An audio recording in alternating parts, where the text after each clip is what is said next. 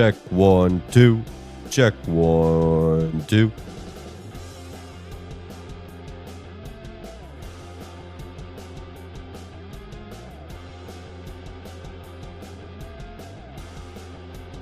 Check, check, check, check, check.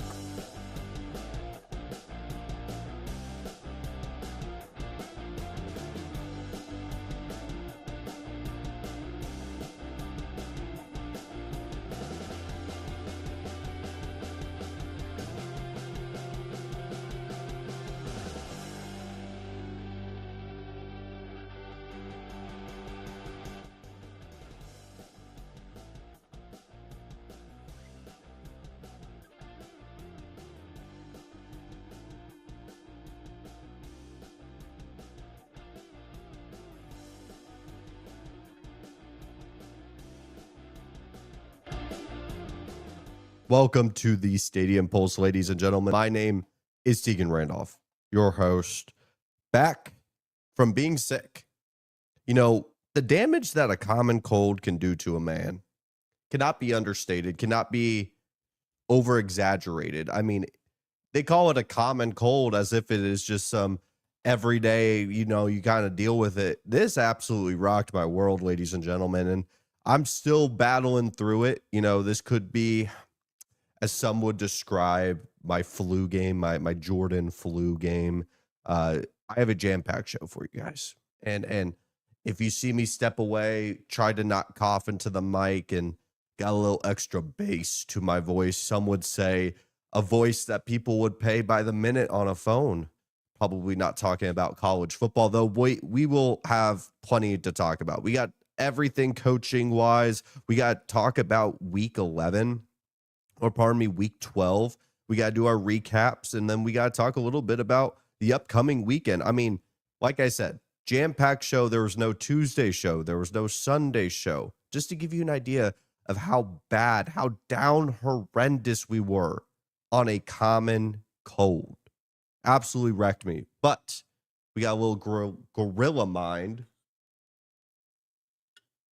a little extra energy, a little pep in our step. And of course, I shaved today. Got a little Cyclops action going today. So pop the neck. Oh, that was a good one today. It's a beautiful Dallas rainy skies. It's been gross outside most of the day, but there's a beauty in that because I get to sit on my couch reading a book, listening to the rain. Almost something that a performative male might do. But we got to talk about James Franklin. James Franklin has a job. And that is what we're going to start our show today. Then we'll recap with Georgia and Texas. Texas A&M comes back to beat South Carolina. We'll also talk about what's going on with Lane Kiffin. Obviously, it's in the title. We'll talk Bama and Oklahoma. We'll talk Oregon and USC. And then I might have some comments on what's been going on with Notre Dame and Miami, but I might save that for Sunday. We'll see, because this show traditionally will go longer than 30 minutes. But with that in mind, if it is your first time seeing this lovely mustache, this minor league baseball hat, my name is Tegan Randolph. This is the Stadium Pulse, powered by Kretschmann Media. This is a college football show through and through every single day. You're not going to find NFL, MLB, NBA talk around here. This is only college football. So if you like that type of stuff, there's a big red button that says subscribe. That will give you more of that. No credit or debit information needed. It is completely free, and it keeps this channel going. So if you would like to subscribe, it would mean the world to me. Let's talk about things going around in college football. James Franklin has been hired by Virginia Tech. What a hire. This could easily be the best hire of the entire offseason based on the expectations of the program that is hiring James Franklin and the caliber and the quality that I believe James Franklin is as a head coach. This is a match made in heaven, in my opinion. I have been one that has been wanting to see Virginia Tech get back to the main stage, get back to the spotlight, become relevant, as some people would say, which I don't know if I love that term because relevance is based on where you look. But Virginia Tech is one of the best college football programs in history. In 2004 through 2011, they had double-digit wins. I might have those dates off, but there was a decade plus where they had double-digit wins consistently. 2016 being the last year that they had double-digit wins as a program. This has been a program that, kind of like Nebraska, has kind of fallen to the side, could not have been able to get the right guy since Beamer was the head coach there at Virginia Tech. And we look around and they've kind of become irrelevant for better and for worse. This is a program that needed juice, needed life, needed some resemblance of hope, needed a culture. And I think that's what's been missing over the past couple of years from Virginia Tech, as well as investment into that program. In steps in James freaking Franklin. And we could talk about it time and time again about how James Franklin couldn't win the big one at Penn State. We know what his record is against top 10 opponents. I don't need to reiterate that to you. I don't need to talk about AP top 5 opponent records with James Franklin, because that's relative to the expectations of what was set in front of him at Penn State. To reiterate that, we're talking national championships with Penn State. That's what their expectation is. That's why they fired the guy, because he wasn't getting them to the national championship level that they believe their program can get at. And now they're sitting and looking around and saying, well, we may have made a major mistake getting rid of a guy that, frankly, if we did not know anything about James Franklin and we did not know anything about their history with Penn State, he would be the perfect guy to hire on if he was available. If we knew nothing, it was a Men in Black, Penn blank, you knew nothing about their history and we didn't know it existed. And now Penn State is looking to try to find a guy to elevate their program from a 10-2, which not many college football programs can say they've gotten to that point. Insert Virginia Tech, a program desperate for life, a desperate for opportunity to potentially become what they once were in the early 2000s. And James Franklin is a perfect fit. I don't have anything negative to say about this. Now, we could talk about the buildup to this hire, which was relatively, I guess if you're reading the tea leaves, unique. You had a James Franklin who was kind of waiting and seeing what other opportunities might become available. Reportedly, Florida State kind of seeing if Mike Norvell, if they were going to pull the trigger there, if there was potentially some movement around Auburn. James Franklin is a coach that had many of options in what his next step would be. Was it going to be TV? Was it going to be going back to the SEC? He could do whatever he wanted, but Virginia Tech was the girl across the bar who shot her shot. She made it very clear that he and her need to go home together. And James Franklin tried to act like he had all these options. And once that ultimatum was set, the clock strikes 2, it's 2 a.m. at the bar, he made his decision. And I think one of the big things that helped bolster Virginia Tech in this job search that made them more of an enticing job was $229 million was approved by their Board of Regents to invest into athletics. James Franklin talked about it. He said that they want to act like a big program. They need to invest like a big program. I promise you, you can go find many of stories with what James Franklin had to build at Penn State to get recruits to be enticed to go to Penn State, knowing where that program was and where he got them to. That's something that I've said many of times at this channel of how impressive James Franklin and his tenure at Penn State may not be looked back at as the most glorious of times, the heyday, the golden age of Penn State football. Maybe that's still in front of us, but the progression and where he got this program was truly impressive, which makes me even more excited for what he could do at Virginia Tech. If there's nothing that James Franklin can't do, or if there's one thing, better said, that he can do across the board, it's build programs from the ground, from the ground up. I haven't done that live in a long time. It's important to note Virginia Tech was also sub 500 against conference opponents over the, I believe, past 10 years. If I remember reading it correctly, it was like 43 and 46 against conference opponents. And we go back to the original point. If anyone, and frankly, I haven't seen many people push back on this hire, but there's been many people that have said, he's not going to win the big one. Well, what is the expectation for Virginia Tech? Virginia Tech wants to be relevant. They want to be in the ACC title, something that I believe they've only done once in over the past 10, 13 years. You look at Virginia Tech and James Franklin will build this program up. He's going to have the tools and capabilities to do so. One of the most underrated home environments in the entire country. So once again, he's in one of the best spots to do that, as he is leaving the whiteout to now go to Virginia Tech at night, which I want a marquee game to be scheduled next season, because it's going to be incredible. There's a lot to like about this hire. I struggle to find more things to talk about to potentially convince myself of a red flag, a negative here. But James Franklin is a guy that is going to want to do it the right way. He is going to be one that believes that his process is one day going to put him in a position to win a national championship. And if Virginia Tech wants to get to those expectations, a team that was circling national championship contention for a long time in the 2000s, maybe we adjust it to 2025 standards with the college football playoff.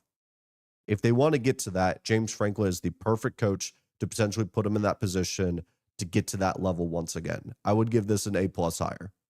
Far and away, I think this is a incredibly impactful hire to the core of what Virginia Tech is and what they're going to become. Yeah, there's nothing else to say with that hire. I think it is an incredible hire. Got a little raspiness to my voice. I apologize if it is getting a little too close to the ear. I promise you, I'm not trying to make this a college football ASMR channel. Georgia dominated Texas. Texas got outclassed, not in terms of the talent roster, but Texas was coming off of a bye. I don't see enough people talking about the fact that not only Kirby Smart is now beating Sarkisian 3 times in a row, twice last year, once this year, and they're not going to get a rematch this year because Texas will not make the college football playoff. We'll talk about that here shortly. But Sarkisian even had a week to prepare. You had 2 weeks in totality to prepare for Georgia. I mean, Steve Sarkisian had 2 weeks to prepare for Georgia, and yet his team looked the least prepared on that football field. They looked like they were getting coached circles around them. I mean, the best examples are like the fake onside kicks. You had a coach that was playing to win and a coach that was playing not to lose. And the best way you can describe that is a coach that's willing to take risks and try to put their team in the best position to win. Texas had one job. They had one job that Saturday, and it wasn't to lose in the fashion that they did, 35-10. I get it. It's Georgia. It's on the road. It's in Athens. A home environment that doesn't get really talked about as one of the most difficult home environments in the entire country. It has grown and it's developed into one of the best in the country over the past couple of years. Kirby Smart has put in a ton of investment. Just go watch any press conference. He has plenty of quotes of what he wants this Georgia home environment to be, and it's gotten up to the standard that he probably wants it to. But we could talk about all of that because the talent roster between these two programs is not a major gap. It is a slight gap at best. Texas, one of the best talent rosters in the country, top 5 bare minimum. Same could be said for Georgia. But you had a team in Georgia that was way more prepared across the board. We can talk about what we think of Texas as they have massively disappointed. Contrary to what Steve Sarkisian will say in his press conferences and say, well, who voted us to be number one?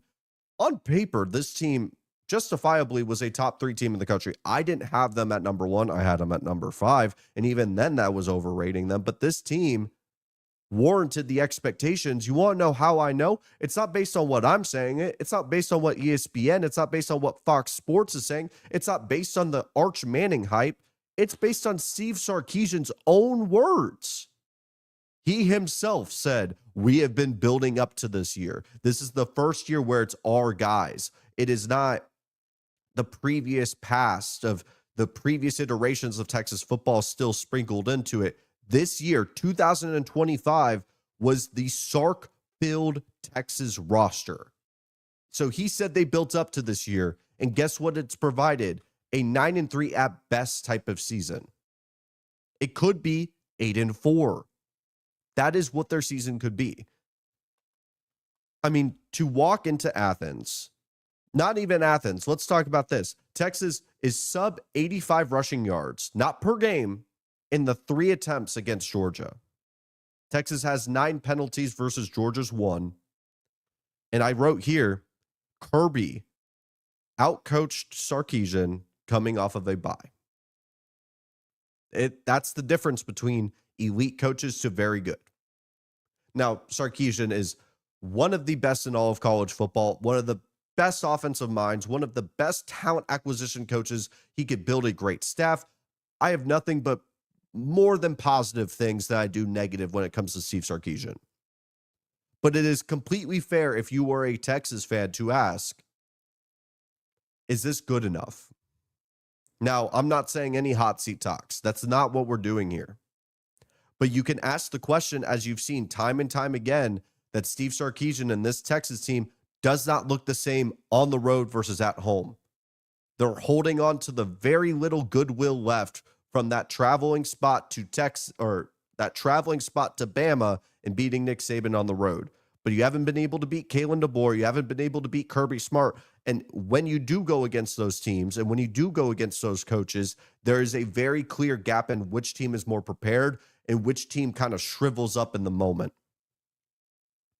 Now, we have to talk about Georgia because as much as people are going to focus on Texas and, what opportunity was missed out, because they could have lost the game and still been in a great spot for the college football playoff if they were to go beat Texas A&M at the end of the year.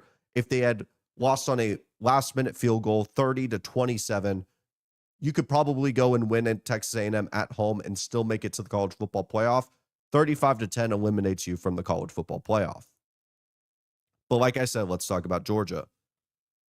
Gunnar Stockton, a surgical quarterback.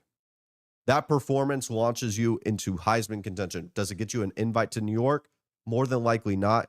But the dude was an absolute surgeon. And when Georgia has needed him the most, after being doubted time and time again this offseason as a guy that probably can't throw the ball with any kind of level of efficiency, can't really command an offense, at best is a game manager who can scramble a little bit, Gunnar Stockton should get more respect.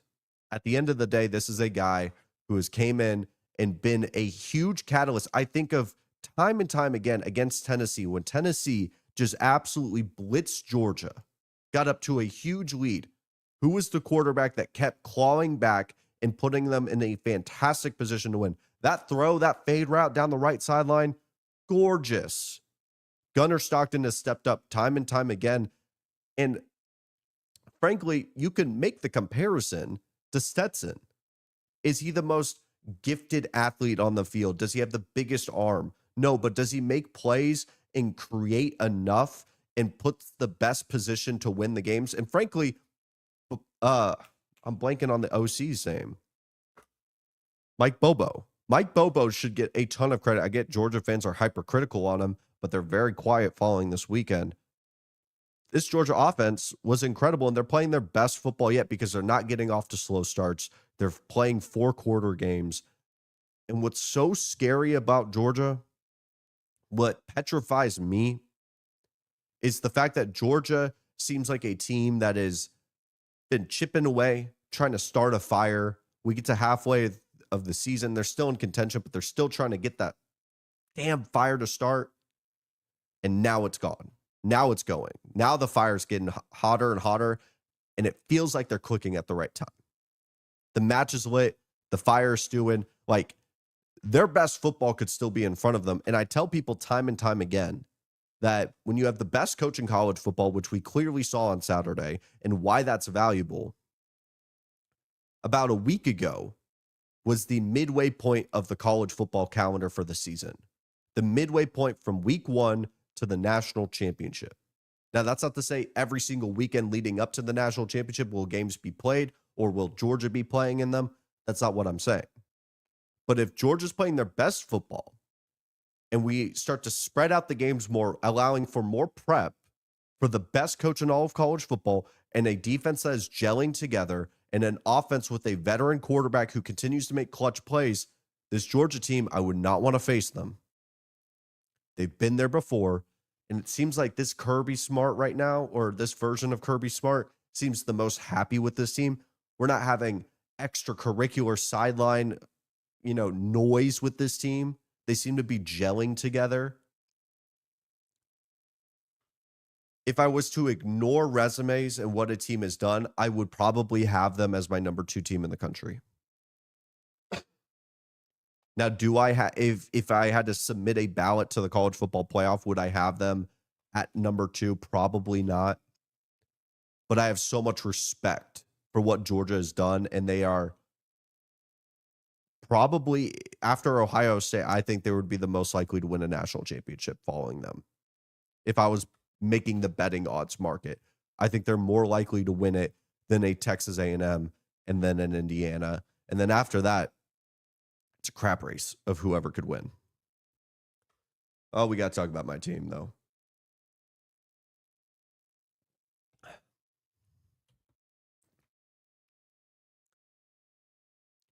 I don't even know how to start this, so I apologize for the dead air.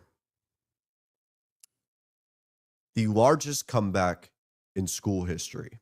Texas A&M down 32-3 at halftime against South Carolina, sleepwalking that first half. One of the worst halves of Texas A&M football that I've watched in my entire life. I've never seen a worse first half for a team that had such great expectations. And it was one of those games, if you are a longtime college football fan, you know exactly what I'm talking about. Things that were felt like guarantees, things that felt like gimmies. A 28-yard field goal, that's a gimme. Even though that Randy Bond has been one of the worst kickers in the FBS, that should be a gimme. Nope, misses it. Oh, Casey Concepcion and Mario Craver, those are elite wide receivers. Drop ball, drop ball, drop ball. Yeah, Marcel Reed could be volatile throwing the football, but sailing and just underthrowing, overthrowing. The rushing attack, the offensive line just getting bullied. Dylan Stewart's just being a maniac. You're just watching things that were such strengths for Texas A&M just completely crumble. And all of a sudden, those chants, the Marcel Reed Heisman talk, went away in a half. And like the Undertaker, the Heisman chances were revived. Down 27 points, 30-3 at halftime.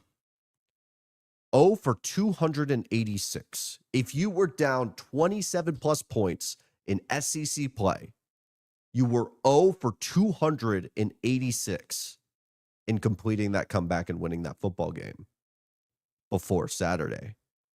That number is now 1 in 286 because of Mike Elko and the Texas A&M Aggies. Mike Elko has to be the coach of the year for how he has been able to get this team and just completely change the culture. I don't want to hear about Ryan Day, although I think it's very impressive for what he was able to do with all that NFL talent leaving and hiring the right guys. Give him complete credit for that. I would give so much credit to Indiana and their program and how they've been able to excel, making a change at quarterback and becoming undefeated just like Texas A&M. We can talk about Lane Kiffin as well with all the turnover he's been going through. There's plenty of candidates, but none better, in my opinion, than Mike Elko for the clear shifts and changes and the shifting of gears that Texas A&M is arguably one of the best, if not the best, second half team in the entire country. This is a great example why. Because Texas A&M comes out and within 8 game minutes makes this a 1 to 2 possession game. And we're watching Marcel Reed absolutely revive his Heisman chances. It was so damn impressive. Ashton Bethel-Roman, a redshirt freshman. When we're talking about Mario Craver, who was in and out of the injury report list, had 1 catch for 6 yards. You step up, you get a guy that goes for 4 catches, 138 and a touchdown. Dalton Brooks, a safety, former high school running back turned safety, 1 interception and a sack that absolutely saved Texas A&M season on a tough quarterback like Lenore Sellers. If we want to do the game of, well, you shouldn't have been down. You shouldn't have been down to South Carolina. I think that's completely valid. I think that's completely fair to say. But you should also get credit for being able to bounce back and realize what team you were. One half of football, just because you get a glimpse of what you want Texas A&M to be. Because I saw plenty of haters, and there's plenty of tweets out there of all the haters coming out of the woodworks wanting Texas A&M to be the team that they've always known them to be, that 8-4, the BAS, if you know, you know, all of that to come back to fruition just for Mike Elko, a guy that has continuously broken streak and record and record and record time and time and time again. He's my coach of the year. Now, the inverse of the coach of the year might be Shane Beamer. You just got to feel for South Carolina. They want Shane Beamer to work out. And I think he can. But to go into your locker room cheering to the South Carolina sideline, to go up to a reporter saying, we're not surprised. We're not surprised. We beat these guys by 20 last year with such confidence and conviction. If that's not shooting yourself in the foot, I don't know what is. But for the sake of time, we have to move on. What a comeback from Texas A&M. We have to talk about what's going on with Lane Kiffin. We have to. Lane. Where is Lane Kiffin going to go? That is the question on every Ole Miss fan's mind, every LSU fan's mind, Florida. Hell, he may even go to the New York Giants. We've heard every rumor under the sun when it comes to Lane Kiffin. And I will repeat exactly what I said when these rumors first started, because we're going to talk about the new information that was gathered, but I need people to understand the lay of the land before we talk about the additional information.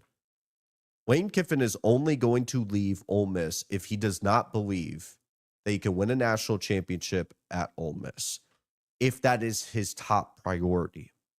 Because frankly, I don't know, and no one else but Lane Kiffin and his family, and maybe even just Lane Kiffin himself and maybe his journal or his dream journal, I don't know. Maybe the man has one. Only him and his family can answer whether or not a national championship is the number one thing that he wants to strive for in his career. Is it the glory of that? Is it getting to the mountaintop? If that's a yes, does he believe he could do it at Ole Miss is the follow-up question.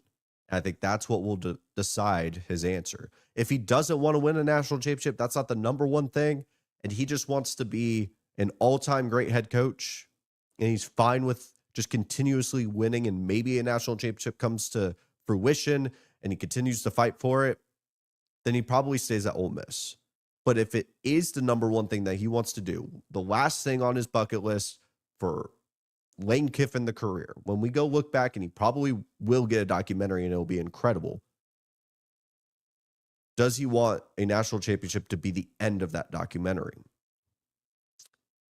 And I would infer that as a competitor and what his career and his background is with being a coach at the caliber of what he is and where he's gotten to, that he wants to win a national championship. Both answers, you could want one, but the number one thing he wants. And Ole Miss fans will fight back, and I don't disagree that this is not an Ole Miss versus Florida and LSU battle like it was 10 years ago, where it would be just such a distinct gap between the type of jobs those are. But it's still Florida and LSU. They still can throw their weight around in the caliber of job that they are. I actually lean that Florida is more likely than LSU, because LSU right now, I mean, they're having their own former head coach sue against them because they don't want to pay out the buyout money and all these different things. So we'll mainly talk about Florida. And the new information that we have to talk about is there's been reported family visits to both Florida and LSU, which makes sense, because if you go read the tea leaves in previous conversations or rumor mills, that Lane Kiffin's family loves Oxford, Mississippi. They love what they have in Ole Miss. And as frustrating as it might be as an Ole Miss fan, and we'll talk about their perspective in this ultimatum, you have to call a spade and say, listen, I got to send my family out there. I'm not going to do it. We're in the middle of a college football playoff race. I think it's fair for Lane to do that. And you have to also understand, Lane's been wanting this for years. Not saying the jobs and that he's going to take it, but the fact that people are going to want him. He's the hot girl.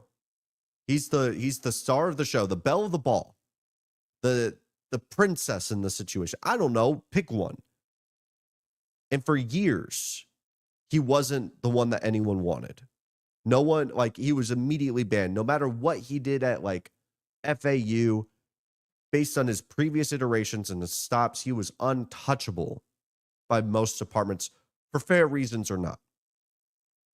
And now he's finally the one that is wanted. And so I think it's fair to say that you don't really know how Lane's going to react when he gets these offers. So as an Ole Miss administrator, or the administration at Ole Miss, better said, there's now been rumors that there's an ultimatum that, Lane, you got to decide, are you going to stay at Ole Miss or are you going to pursue these other jobs? To which you probably will get the defensive coordinator to coach for the college football playoff.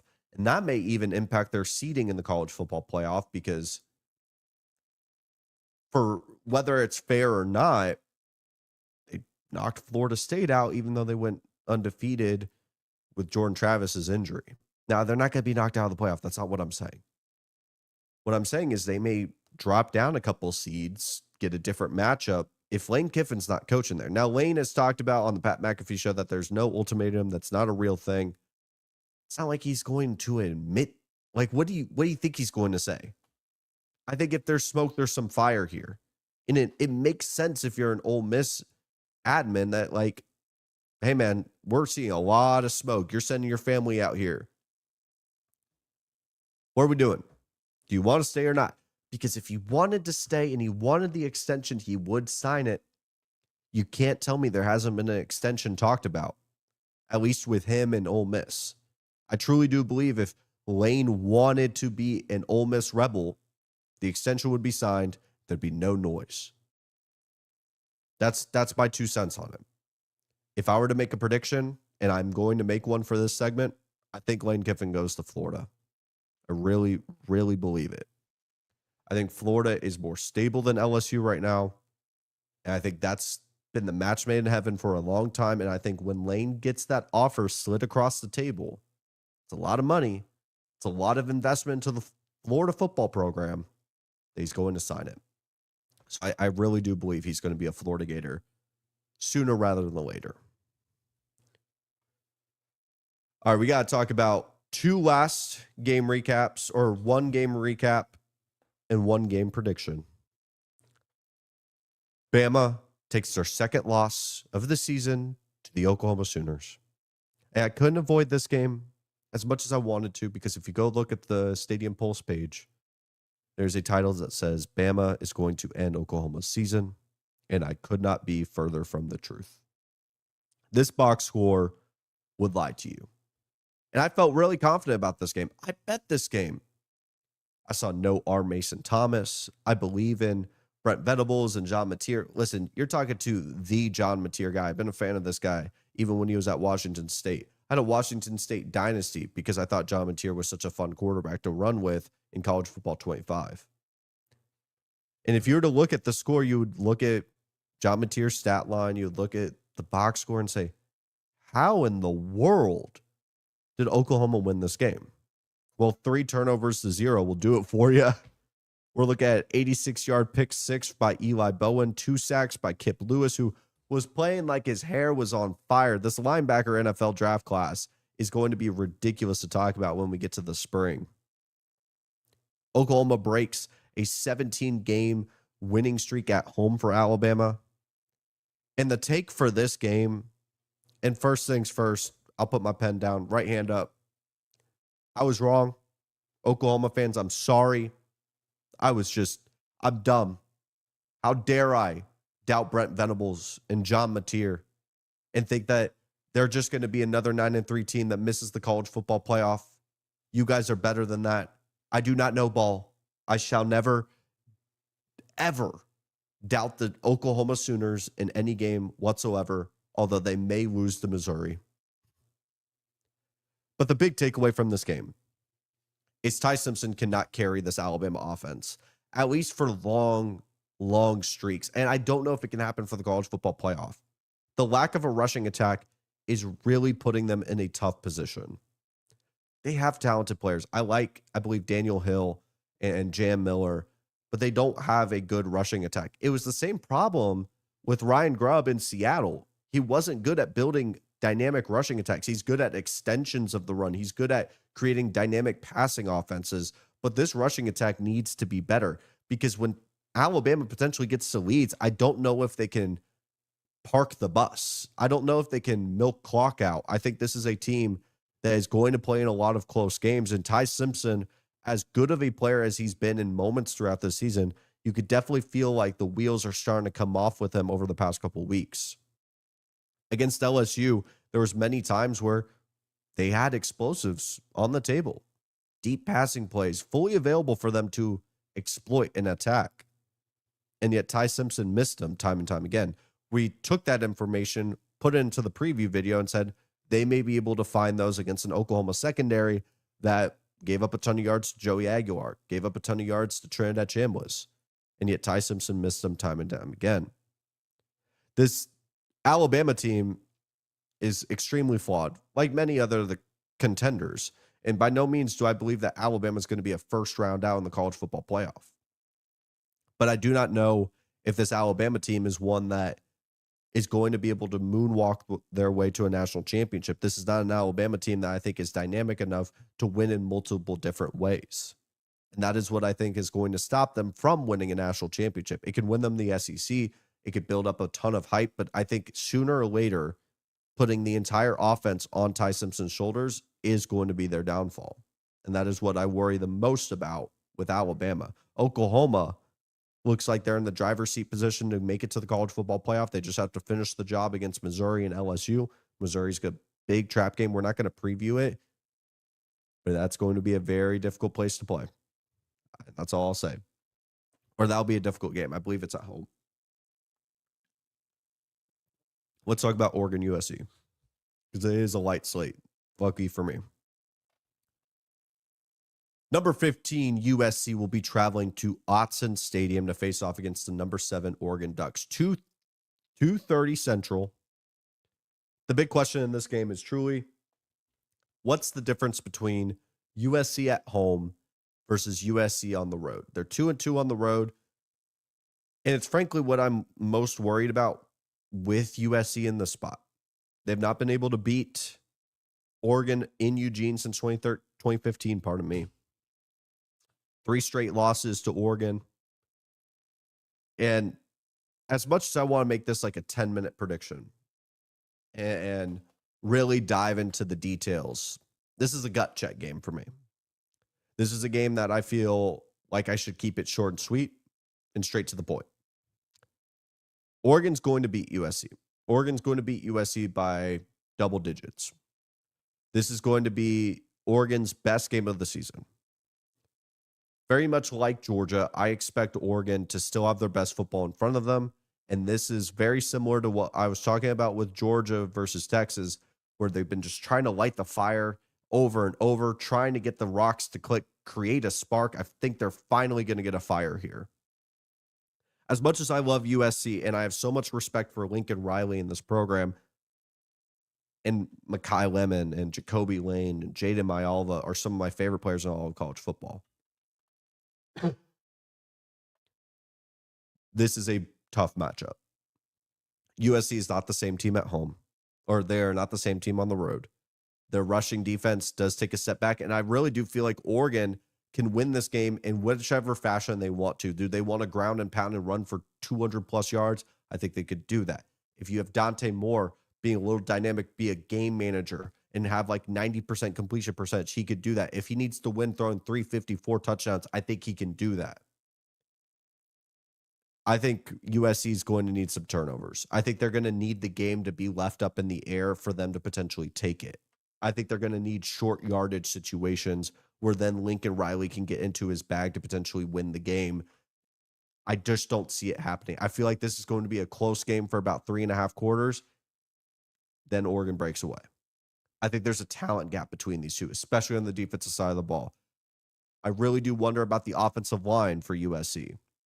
If they get behind early, then you have this Oregon defensive front really get to the quarterback. I got Oregon winning 34-24. That's who I think is going to win. We're at 40 minutes. I'm tapping out, folks. You got to realize I'm still a little bit sick. So I appreciate everyone watching and taking the time to watch today's show. with that in mind, this is the Stadium Pulse. Go check out as much as you want on this channel. I promise you, I'm going to convince you to get this subscribed sooner or later. But with that in mind, guys, thank you guys so much for taking the time to watch the show. I'll see you guys next time.